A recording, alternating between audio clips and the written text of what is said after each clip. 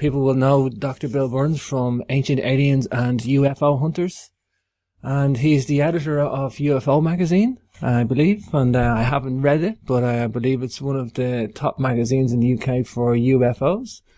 And I'm going to let Bill bring in his bio and tell us everything he does. He's got a very lucrative research career, and this guy is prolific in his research, and he's quite tenacious in finding out the truth and to see what's going on, and we need people like this. So without further ado, let's bring on our guest for today.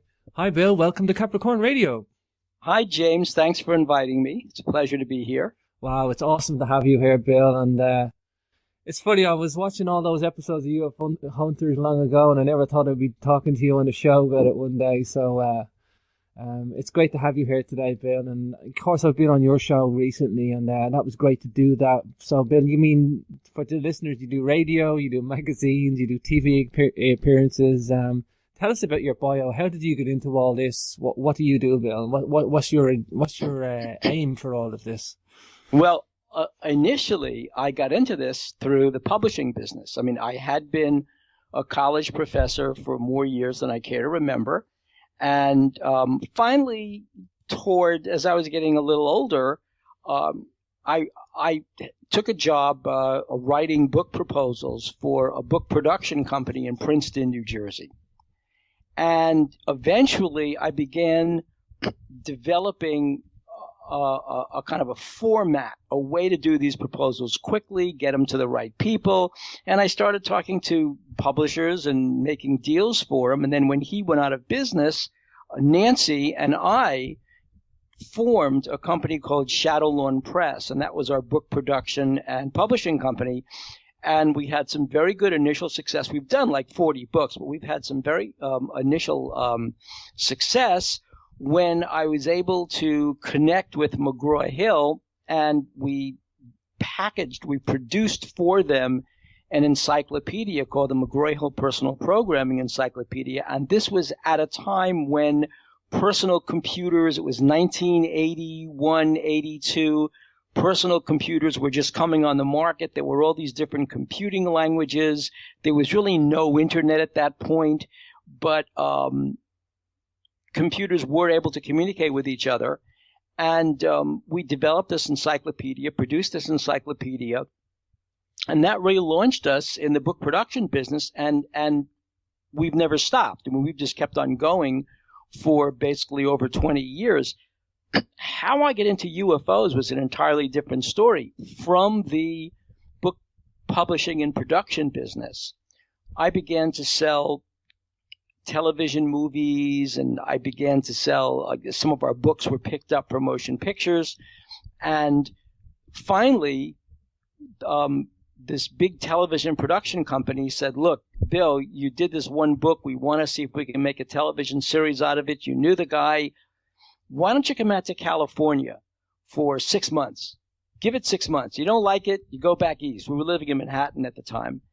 And we went out there. We drove across country, went out there, and 6 months became a year. In a year, we finally found a house we liked. That became 2 years. And, decades later, we came back here to kind of live in the old neighborhood and be with our kid. But it was being out in California and working with various motion picture production companies that brought me to this guy, Philip Corso, because I was the publishing guy for a lot of these motion picture companies. And it's nothing to do with UFOs, but then I met Phil Corso, and we were going to do a book on Corso's experience in the army as the adjutant in Rome after Rome had surrendered and Mussolini was thrown from power. And we were going to do that book and a book on Americans that were missing in the Vietnam War. So there were these two parallel stories we were pursuing when Corso drops the Roswell bomb and says, I was the guy at the Pentagon who was doing all this research on the stuff they got from Roswell. We're all going, what? Roswell? You're serious? Really? And he starts producing material and congressional testimony and all kinds of stuff.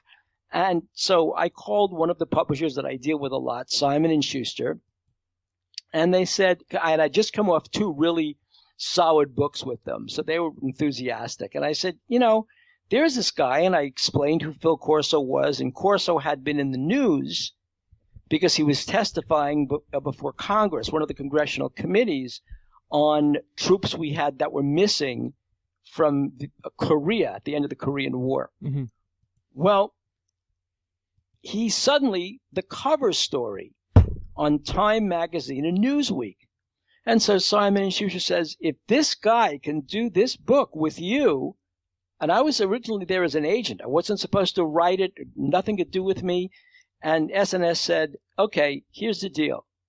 If you write this and can get it into us in time for it to be published by the summer 1997 Roswell 50th anniversary, if you could do that, we're all in. So I went back to the motion picture company that had licensed Phil Corso's rights. It was a motion picture deal ultimately. And I said, look, here's what they laid down. Okay, so you figure this out. We can do the book. We can get the book out by July 1997, but they want me to write it. Up to you. Makes no difference to me. I get a commission either way. So we went to Corso. He said, what did I think was the biggest secret in his book? And I knew that his big thing, the thing that bothered him the most, was the fight between the American CIA, the civilian intelligence agencies, Central Intelligence Agency, and the military intelligence agencies, because Corso was in military intelligence in World War II. So I told him, I will bet, Colonel, that you were trying to keep the secret about what you were doing with the Roswell debris from the CIA more than trying to keep it from the American people. And he said, that's exactly right. Mm-hmm. That's exactly what I was doing. Let's write the book. And that's how I wound up getting into the UFO field. Wow. Yeah, most people think that you had a dedicated path, but I think you say, you've got suckered into this, you've got drawn in, and I think that's what happens to a lot of people. They look at it and they go, well, there's maybe something here, we'll have a look at it, and all of a sudden it becomes an area of research, and we need people researching this build from a variety of aspects for a variety of reasons. And I mean, before we get into any of the meat and potatoes, as they say, or the juicy details, but I want to talk about Lloyd Pye, and as you mentioned before the show, Bill, a lot of respect for Lloyd Pye, and I think I was probably one of the last to interview him before he got diagnosed with cancer, and he's sadly gone now, and he was the custodian of the Starchild Skull, and just to mark a respect for him here today, Bill, and I know you were a fan of his as well, and as I, so... Well, Lloyd and I were friends, and we did a big cover story on Lloyd in UFO magazine years ago. And Lloyd was my guest on UFO Hunters for in fact, that's the chapter I'm writing as we speak in the second UFO Hunters companion book for Macmillan Tor Forge. I'm writing the Lloyd Pye chapter now because he was such an important guest on the show. Lloyd was truly a gentleman. And the funny thing about Lloyd is that he never really was set out to be a UFO guy. He never really was a guy dealing with alien species. He believed, this was Lloyd's approach to things. He believed that what you were told by official sources served the needs of the official sources. They weren't disclosing anything that didn't really benefit them in some way. And if they did, then they would spin it in such a way as you would appreciate the fact that they were telling it to you. And Lloyd's attitude was, look, there are plenty of things on this planet. You can call it Bigfoot. You could call it the little people. You could call it whatever you wanted. But there were other things on this planet. We were not alone. Forget not being alone in the universe. We were not alone on this planet as a sapient species. And that was Lloyd's theory. Mm-hmm. And then the nurse, Melanie Young, gave him something that changed his life. Yeah, wow. This is the Starchild Skull. Yes, it was a skeleton that was found by a teenage girl. She was an American in northern Mexico very early in the 1900s. She found these two skeletons in a cave lying side by side one kind of enwrapped with the other. It was really kind of a funny position. The one skeleton was a full-size human adult. The other skeleton was, 4 feet, 4.5 feet. Mm-hmm. And the thing about that skeleton was it had an odd-shaped skull. So the teenage girl, she scooped up the bones, brought them home to her parents, and over time it was only the skull that survived. But ultimately the parents and she gave the skull for safekeeping to a neonatal nurse, and there's a very important reason for that, a neonatal nurse called Melanie Young, who inspected it, who gave her professional opinion, and then she knew that since Lloyd Pye was a scholar in cryptozoology, that she gave the skull to him to conduct the research on the skull. So Lloyd never saw himself as the owner of the skull.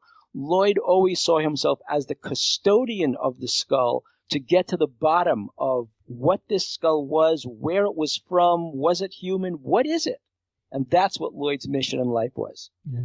I think one of the most important things when I got into Lloyd's work, I read the book, I looked at the skull, I looked at it I'm from an engineering and science background. I applied my logic and reason, and everything that this guy has laid out, Bill, regarding the skull is logical, clear-cut, scientific thought. The skull is symmetrical. He explains why it's anomalous, why it's not a freak of nature, why it's not deformed.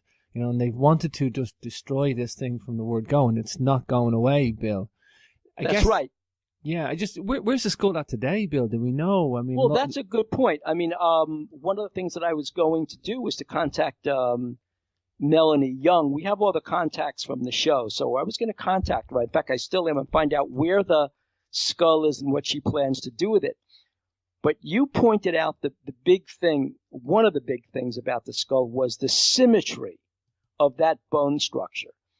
When the people who gave it to Melanie Young, the people who found the skeleton, when they gave it to Melanie Young, they thought that the skull was a skull of a child because it was a child that was close to the woman, and that it had hydroencephaly. Hydroencephaly, or a hydroencephalic skull, is a skull that has water on the brain that's expanding the brain. And we know that ancient indigenous peoples suffered from this, as well as people today who were born with this, because we have records, and I'm sure you know about this, James, we have records of skull trepanations, drills into the bones of skulls to relieve the pressure from an expanding brain. And so the first thing that this couple thought was that this young skeleton, this young child, was hydroencephalic and that she was going to get trepanated to save her life.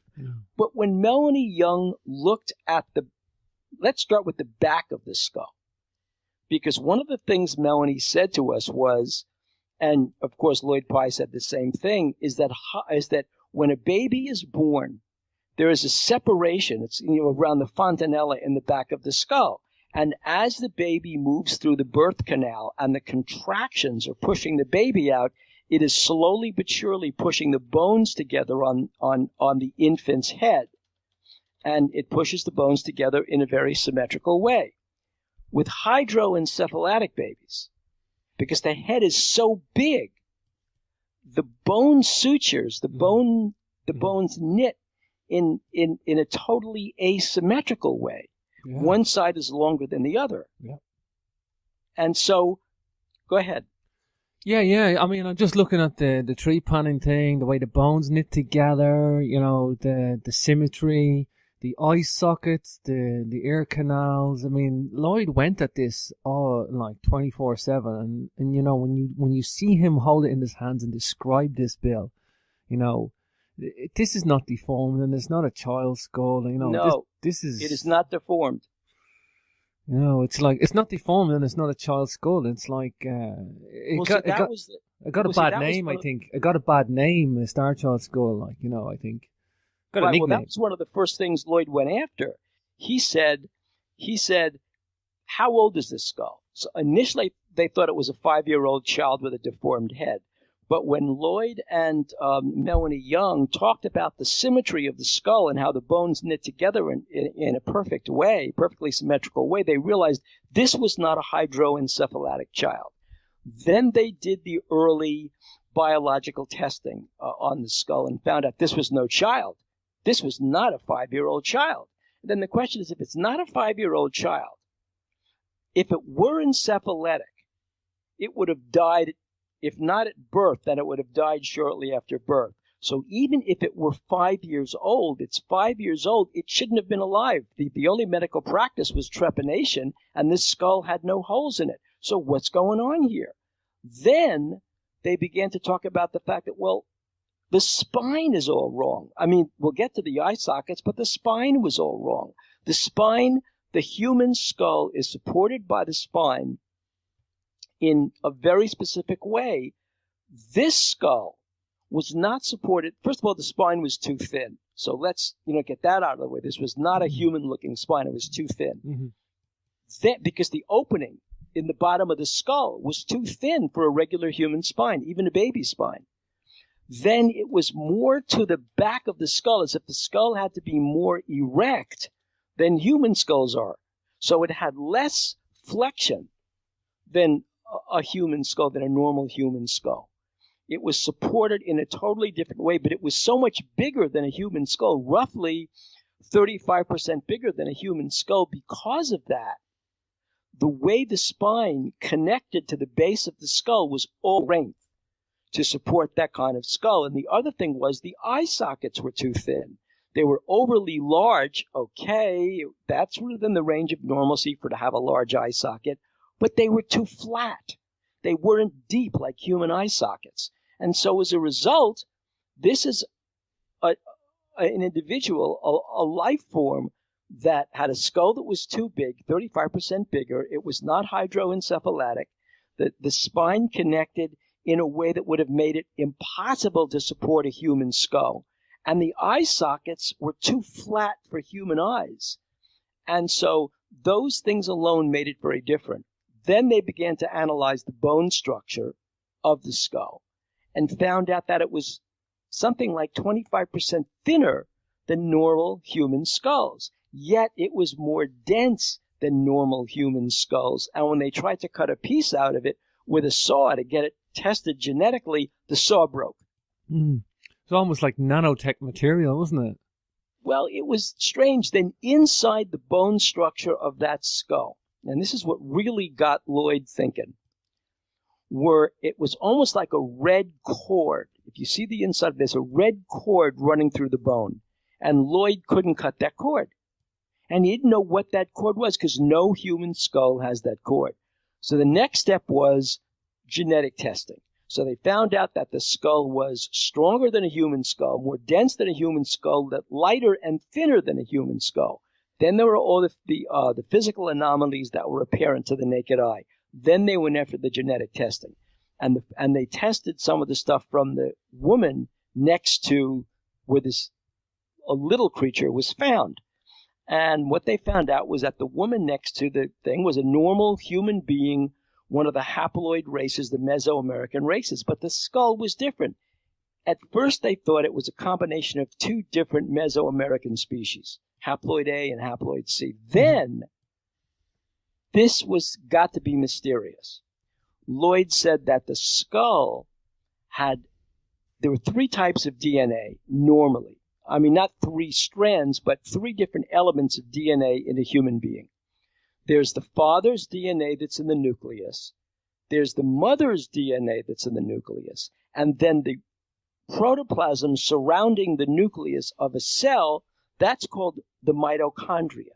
And the mitochondrial DNA has to be the woman's DNA, right? Because it comes from the woman. And that mitochondrial DNA, unless something else is happening, that mitochondrial DNA in a normal birth, a normal fertilized birth, matches the mother's nucleic DNA, right? Because it's the same human being. Mm-hmm. When there is a difference between the mitochondrial DNA and the father's nucleic DNA and the mother's nucleic DNA, It generally means there's been in vitro fertilization, that a cell is fertilized outside the womb of the surrogate mother, right? And there's a cell that's taken from a surrogate mother, implanted in the nucleus with the father's DNA and the biological mother's DNA, then reimplanted in the woman, so that the mitochondrial DNA is then different from the nucleic DNA. And so that was the first thing that Lloyd Pye thought and said, but that makes no sense. This was a skull that, when they dated it, seemed to come from the year 1000 or 900. In the year 900 to 1000, did they have in vitro fertilization? I don't think so, right? That's a modern scientific technique. So how could this skull have been artificially inseminated? Wait a minute, he thought. What if this host body had been grown inside a human being but wasn't a human being? In other words, what if an alien had impregnated someone and then that person gave birth to this hybrid? And that was a going theory for a while, but Lloyd was raising money tirelessly. I think it ruined his health, tirelessly, to get a full genome sequence on the skull, or at least a partial. And these are really expensive biological tests to run. Yeah. Phenomenal money involved to get that money up. Phenomenal. But they were able to come up with something. And what they found was that none of the DNA in that entity came from a human being. That the National Institutes of Health, which contains a database of all human DNA, there was no match. How come there's no match to a human DNA? That means only one thing. Yeah. And that's what Lloyd was trying to do to get the full genome when he learned that he had contracted acute leukemia and went to Europe for treatments. Yeah, well, a lot of people would say, that just means it's just an unknown species, but it's an unknown species. You have to understand the DNA evidence. It's an unknown species so far removed from anything we have. Obviously, we're looking at this skull, Bill. It looks like it's something weird and wonderful to physically look at, but the DNA evidence pushes it so far out the genome of the human strains, like it's ridiculously outside. I mean, it's like, right. You're not talking about something that's normal at this point. You're talking about something that is absolutely abnormal. Yeah, absolutely abnormal, and genetically and physically to look at, like, so. But it's funny because the fact that it was most likely a surrogate mother employs technology was used to form this creature as well, like, so. That's right. So even if there had been human DNA in there from the mother, from the mitochondria, it would still be an anomaly, because how could you have in vitro fertilization in some skull you find in a cave from the year 900? It absolutely makes no sense. I really hope you get involved, Bill, and talk to Melanie and start some dialogue and see what happens, because I would love to see Lloyd Pye's work be continued. Like you say, he was a very graceful and guy full of gratitude, lovely to talk to, very, very nice guy. And he put a lot of time and energy into this, and he left us. He's departed now. He's gone early. He's checked out early, Bill, as they say. But well, remember, Lloyd Pye set out, and this is what he told us. He set out to prove this was a human skull that was deformed. That's what he set out to do. He was never out to find an alien creature. Yeah. And so the more he ran up against what a human test would do, the more he realized this skull wasn't behaving properly. It was not human.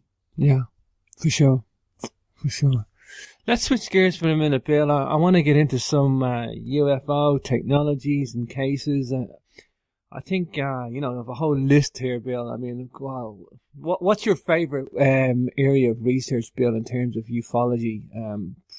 Big things, either Roswell, Arizona Lights. What's your favorite, Bill? Well, here's the deal about something like Roswell. Since I came from a true crime writing background, the psychology of criminal behavior, since I came from that background, and I worked for the U.S. Department of Justice for a while, doing grant work with them.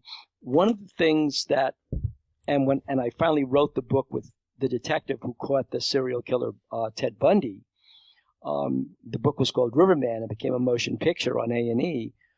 The thing we learned is that when you have a very elusive killer, a Jack the Ripper type, a very elusive killer, strikes at one kind of victim, strikes at victims in a series, when you have that, you always go to the earliest cases because that's where the most evidence is. So when Colonel Corso began talking about Roswell, one of the things I found out from talking to folks like Stan Friedman, Don Schmidt, Tom Carey, Kevin Randall, the real heavyweights in the Roswell field, is that the level of evidence surrounding the Roswell case is astounding. And the evidence falls into all these major categories. There are the eyewitnesses, there are the participants, there's the documentary evidence, official government documents, cables, mails, letters, and then there's the physical evidence. And then there's the attempt by the government to go to all these lengths to debunk the story. It's a weather balloon, it's a mogul balloon, it's a crash dummies, and the debunking was more implausible. In other words, less plausible, but just crazy implausible compared to the facts. For example, the first debunking was at when Jesse Marcel went up to Roger Ramey's headquarters of the 8th Air Force. And there, Roger Ramey supposedly pulled a switcheroo on the debris and put a weather balloon in front of Jesse Marcel, Major Marcel, and said, "Here, smile and say you made a big mistake." But since Jesse Marcel had been he'd been to radar school and he was an intelligence officer, that made no sense that he could misidentify a weather balloon. Signals intelligence used balloons. The other thing you come to find out is that what was a balloon made of in 1947? Neoprene rubber, the same compound that was used throughout World War II. So wouldn't the guys at the 509th know what neoprene rubber is? Right? I mean, and where do they make the balloons for this? Across the street from the airbase. So the point is, the more you get into this, the more you realize that the evidence was crazy. So we went to Roswell with Philip Corso before 1997. And we were meeting with a lot of eyewitnesses, people who'd actually handled the strange material. And there were so many eyewitnesses and so many places where there were disconnects in the government story that there was no attempt to clean it up. Then we find the diary written by the wife of the sheriff of Roswell talking about the night that Bill Brazel brought the strange box of debris into the jail cell for safekeeping. This was a diary written 20 or so years ago after George Wilcox, Sheriff George Wilcox, died. But the point is, what would have prompted Inez Wilcox to write in a diary? This is before Jesse Marcel went public with his story in Louisiana. Why would she do this? Well, the reason was she had no reason except that it was true. And so that's what really began the trek into the world of UFOs. Wow. The most striking thing for me about the Roswell thing is that technology has now caught up, and the general that's holding the documents in his arm, they were able to enhance the photograph, and it says key words in the document like disc or crash, and it's not saying anything about weather balloons, Bill, is it? No, it's not. And the funny thing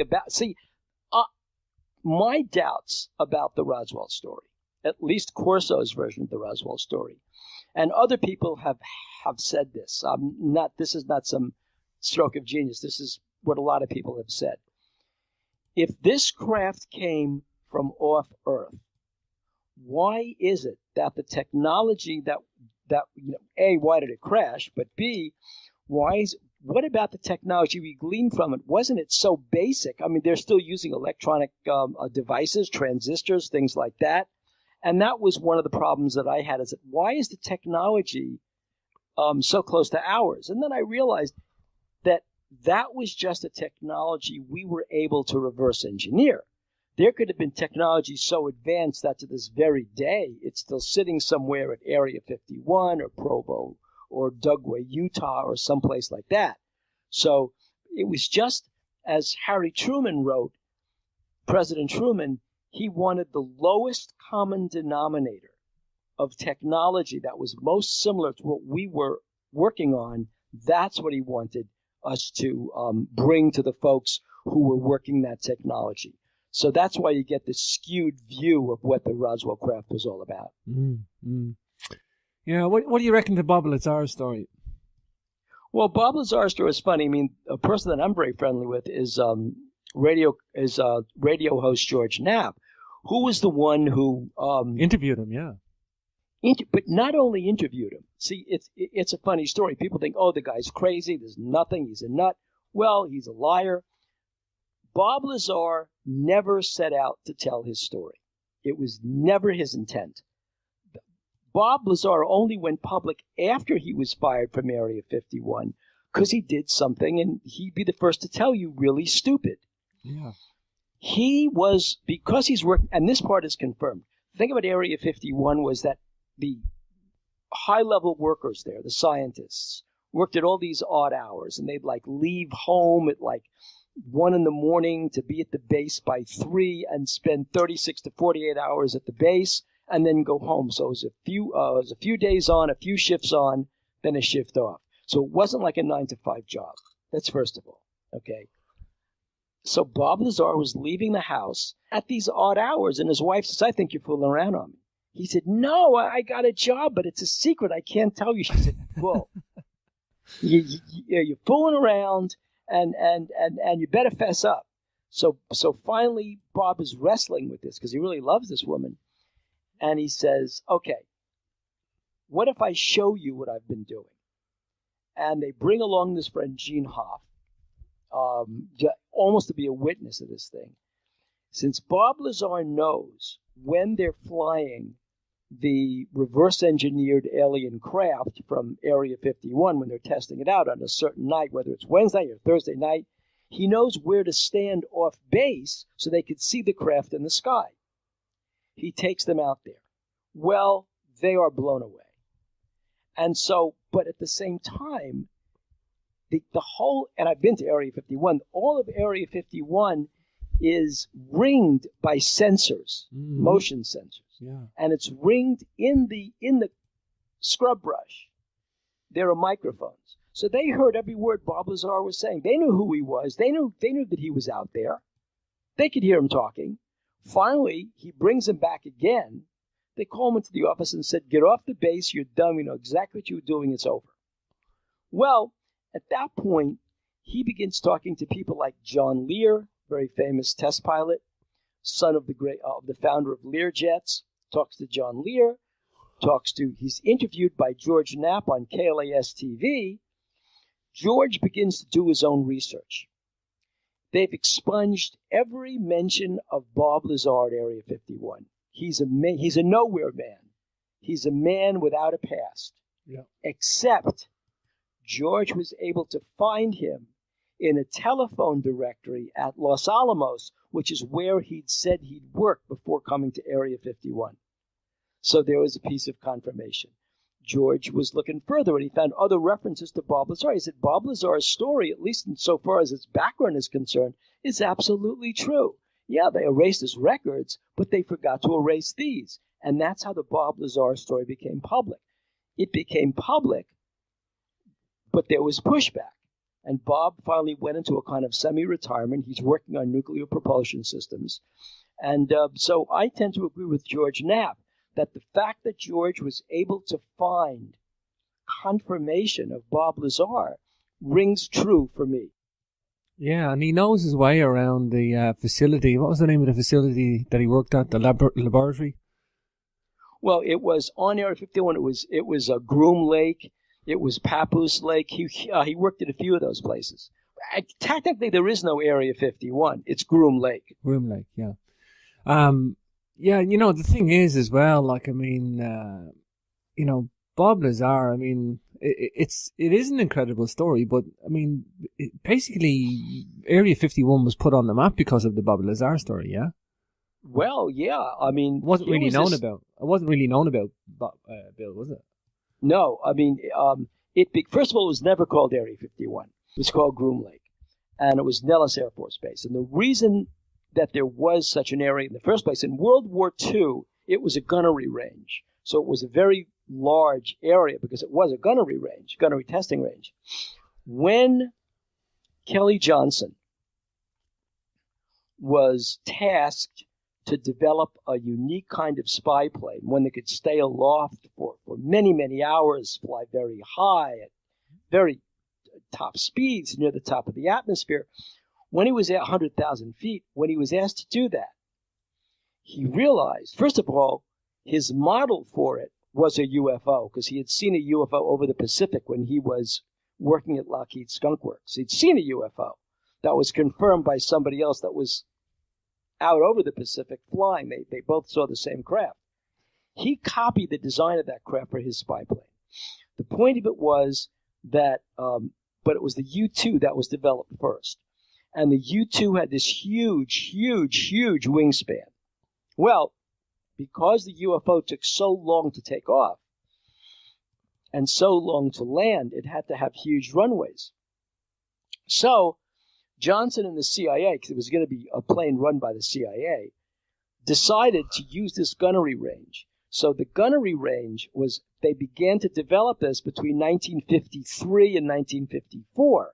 So it was never developed in 1951. It was 53 to 54, 55. The reason it became called Area 51 in slang was that on the Nevada tax map, which defines squares, parcels of land, this was parcel number 51. Wow.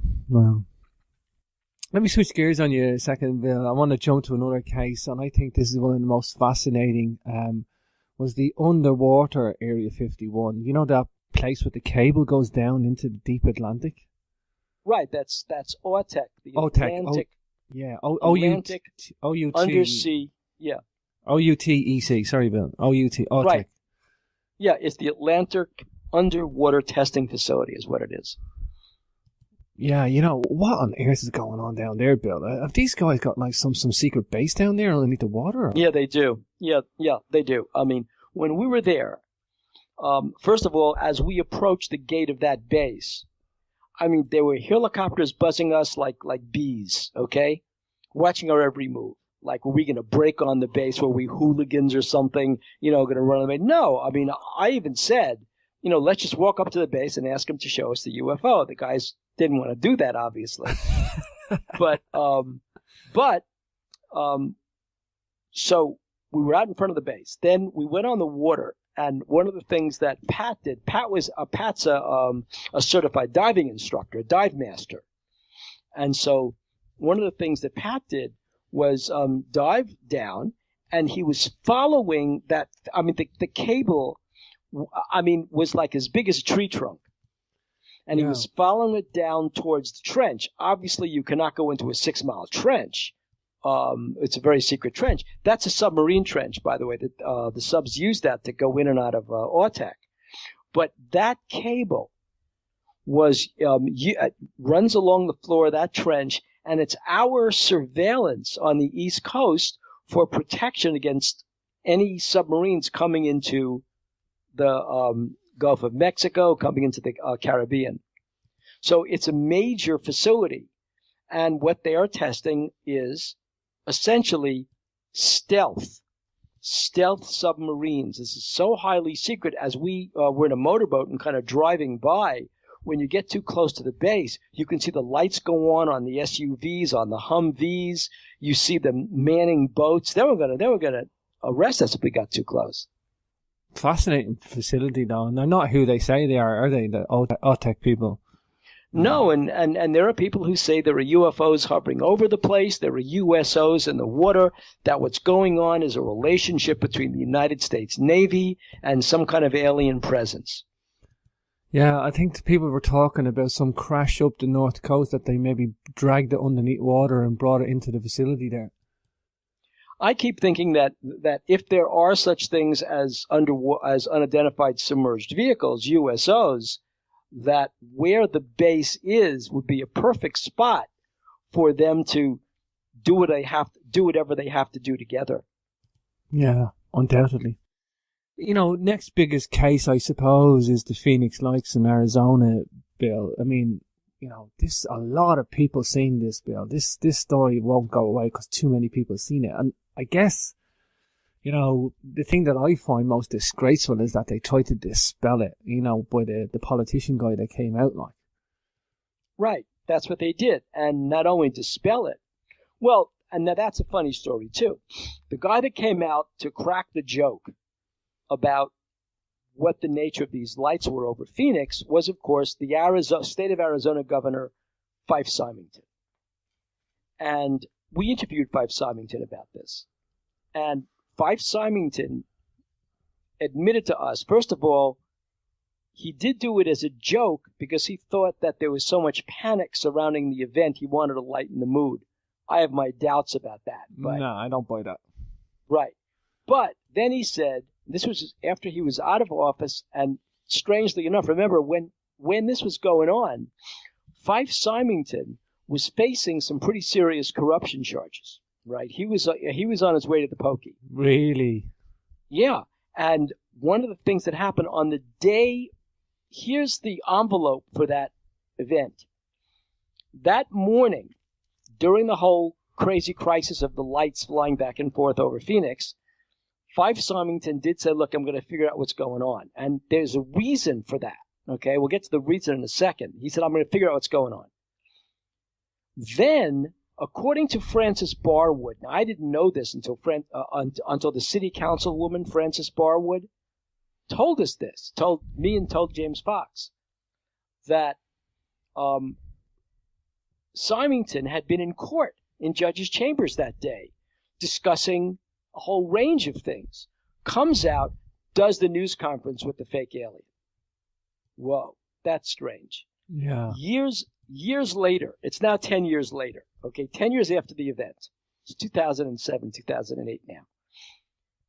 Fife Symington publicly admits he apologizes to the folks in Arizona. Now, after this thing with his court case, after his criminal charge, the court overturns his conviction, but the government's going to go back and retry the case. Bill Clinton, President Clinton, gives Fife Symington a full, unequivocal pardon. He can never be tried again on those charges. He's pardoned. Okay? Wow. His conviction is erased. Now, wow. The thing about this means that Fife Symington is now out from under any obligations he might have made when he was discussing the disposition of his case in judges' chambers. Unbelievable, this Bill. So what does he do?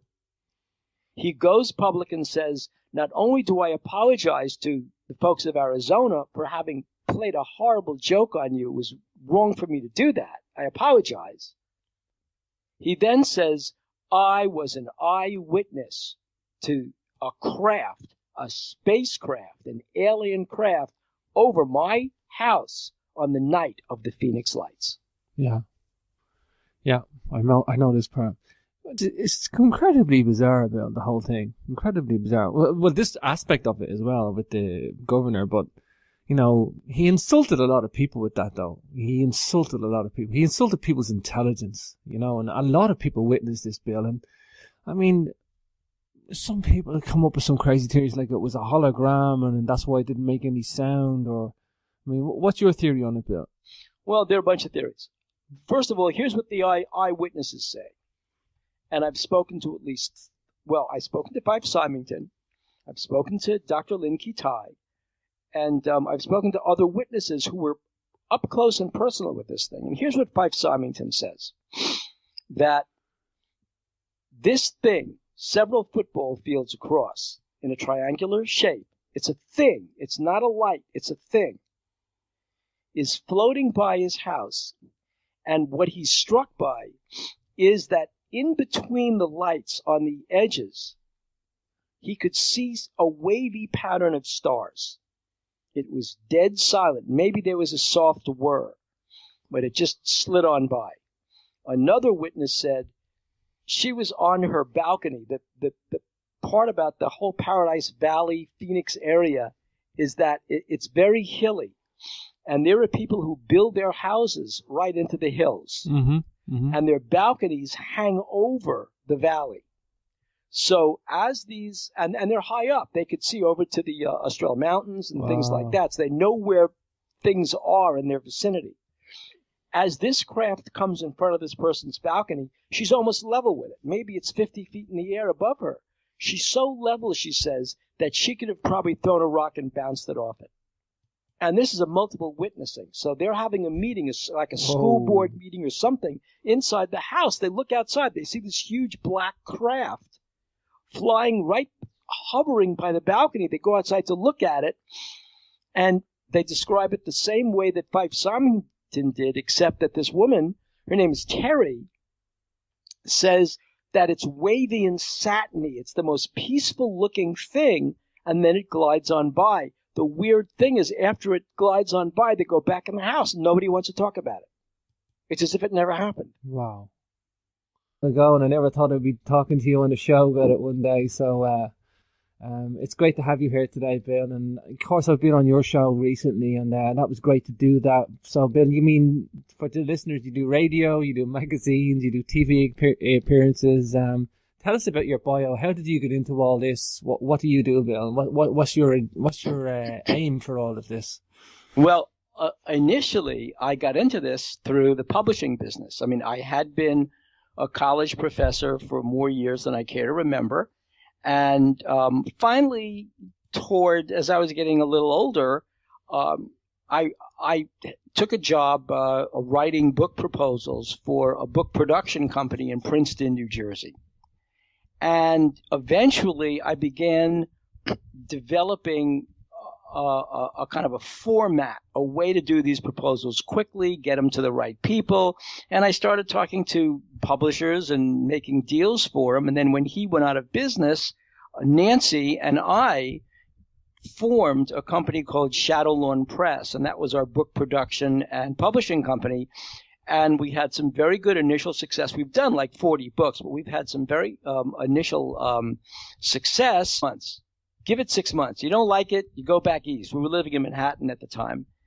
And we went out there. We drove across country, went out there, and 6 months became a year. In a year, we finally found a house we liked. That became 2 years. And, decades later, we came back here to kind of live in the old neighborhood and be with our kid. But it was being out in California and working with various motion picture production companies that brought me to this guy, Philip Corso, because I was the publishing guy for a lot of these motion picture companies.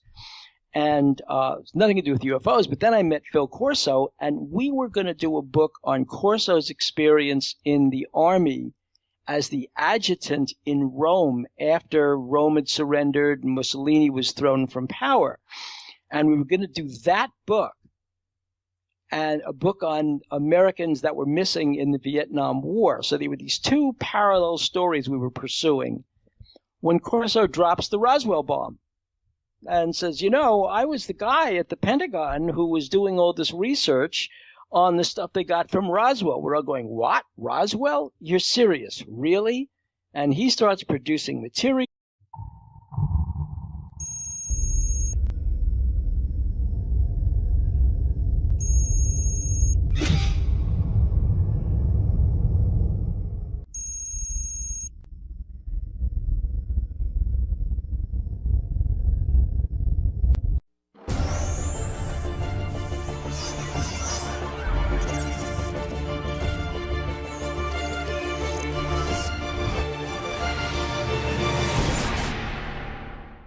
People will know Dr. Bill Burns from Ancient Aliens and UFO Hunters. and he's the editor of UFO magazine, I believe, and I haven't read it, but I believe it's one of the top magazines in the UK for UFOs. And I'm going to let Bill bring in his bio and tell us everything he does. He's got a very lucrative research career, and this guy is prolific in his research, and he's quite tenacious in finding out the truth and to see what's going on, and we need people like this. So without further ado, let's bring on our guest for today. Hi, Bill. Welcome to Capricorn Radio. Hi, James. Thanks for inviting me. It's a pleasure to be here. Wow, it's awesome to have you here, Bill. And it's funny, I was watching all those episodes of UFO Hunters and congressional testimony and all kinds of stuff.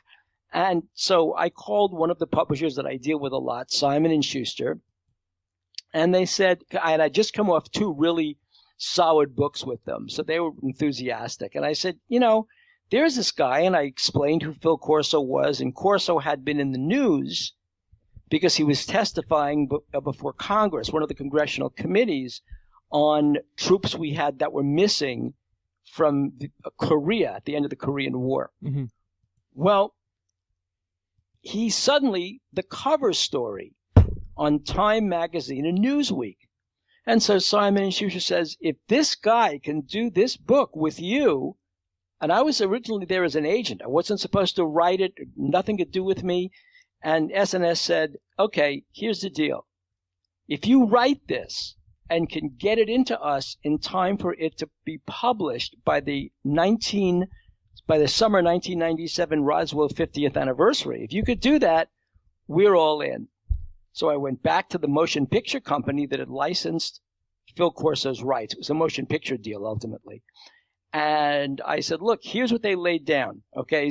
When I was able to connect with McGraw-Hill, and we produced for them an encyclopedia called the McGraw-Hill Personal Programming Encyclopedia. And this was at a time when personal computers, it was 1981, 82, personal computers were just coming on the market. There were all these different computing languages.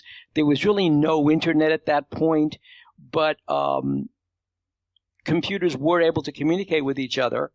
And we developed this encyclopedia, produced this encyclopedia, and that really launched us in the book production business, and we've never stopped. I mean, we've just kept on going for basically over 20 years. How I get into UFOs was an entirely different story. From the book publishing and production business, I began to sell television movies, and I began to sell, some of our books were picked up for motion pictures. And finally, this big television production company said, look, Bill, you did this one book. We want to see if we can make a television series out of it. You knew the guy. Why don't you come out to California for 6 months?